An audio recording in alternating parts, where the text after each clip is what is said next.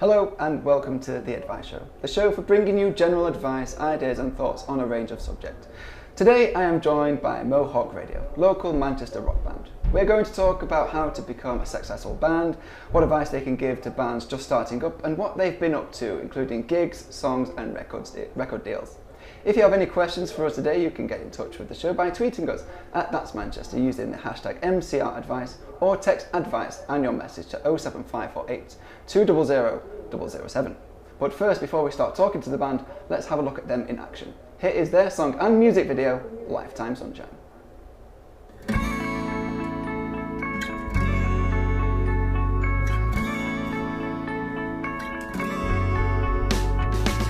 Well, not so long ago, it was a New Year's Day. My mother cried so hard, tears streamed on the runway. One footstep forward now, I know I'll stay. For all my dreams they live in Manchester City. Oh yeah, I've had a lifetime of sunshine. Oh, I need a little bit of rain. I've had a lifetime of feeling good. I need a little bit of rain. And though I flew so long, my footsteps followed me. It led me right to my unholy trinity. But time and trial now, yes, it's starting to happen. And I don't know what I would do without them. Oh yeah, I've had a lifetime of sunshine. Oh, I need a little bit of rain. I've had a lifetime of feeling good. I need a little bit of rain.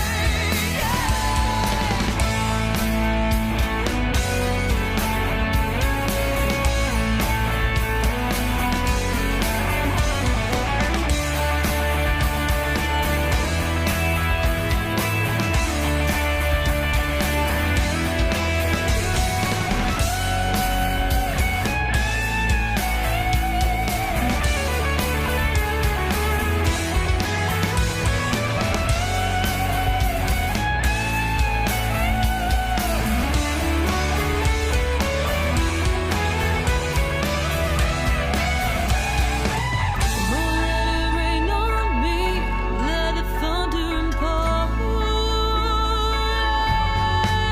I've had a lifetime of sunshine. Oh, I need a little bit of rain.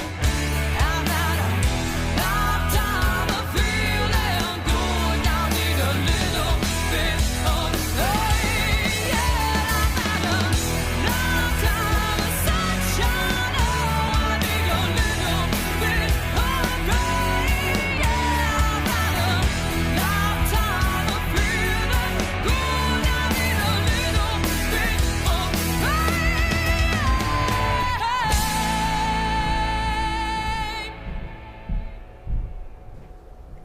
Guys, welcome to the show. Great music video, great song.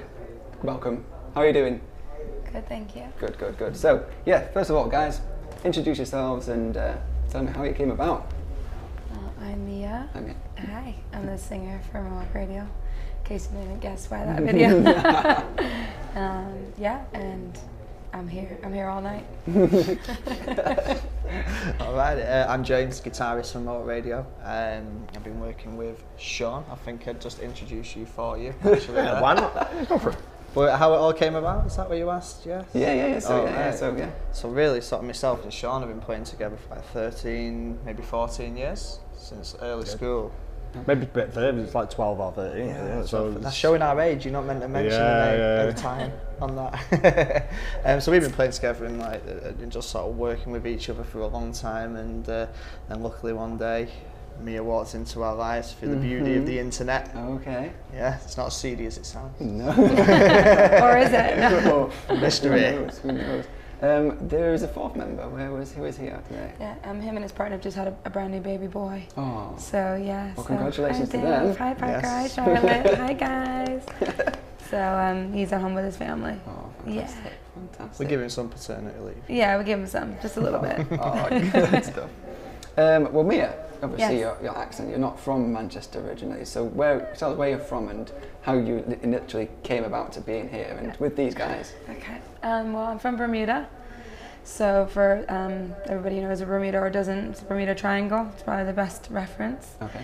And I grew up there and just wanted to start a band, which I started a band when I finished university at home in Bermuda, and then wanted to spread my wings a bit further. And I've always loved Manchester, so I love like Oasis and Stone Roses and just kind of the UK music in general. I love all bands from the UK, so I thought I'd come over and try my hand at it. And came here, stayed with a friend at first, and answered an online ad. So it was very new age, online band dating. And got lured into Sean's cellar. Okay. Yeah, again, a little bit. Not as seedy Not as as it seedy as it sounds. sounds. That's actually where we rehearse. And had an audition with them. And you can tell them what happened after that, I guess. It wasn't much of an audition, was it? It was more like... No, it was just like, yeah, if you'll sing for us, we'll definitely have it. We knew right from the very start, really, that we had something different that would grab people's attention as well. Like, we've been in bands for years before.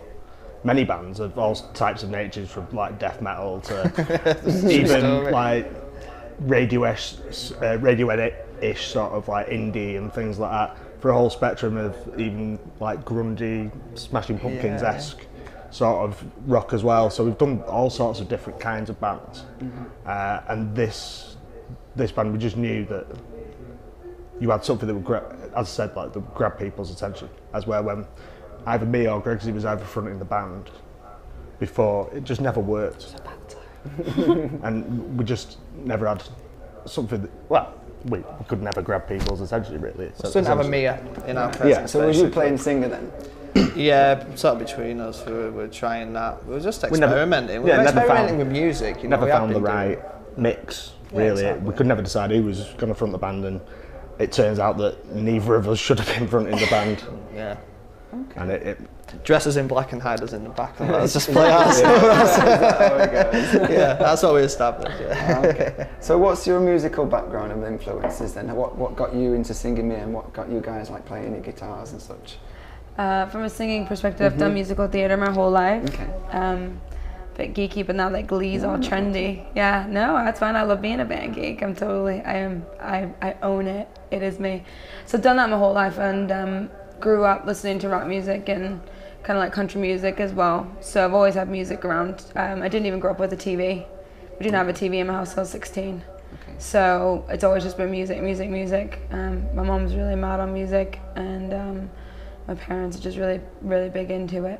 So that's kind of how I grew up, and just listen to the greats. So like Robert Plant, Freddie Mercury is like my idol. Absolutely love him. Janis Joplin, etc. Eagles, Tina Turner. So lots of the greats. But rock music has always kind of had my heart. So I've done that. So I guess musical theatre really transitioned pretty naturally. I studied. I went to university to study writing, like English literature. But went into communications. Okay. So I guess it's a form of communication, singing. But really didn't sink my teeth in properly into singing and writing music until I met these guys. Really, I think that's when it kind of kicked off for me, because I just felt a kinship with them, like they were just explaining. Yes. So.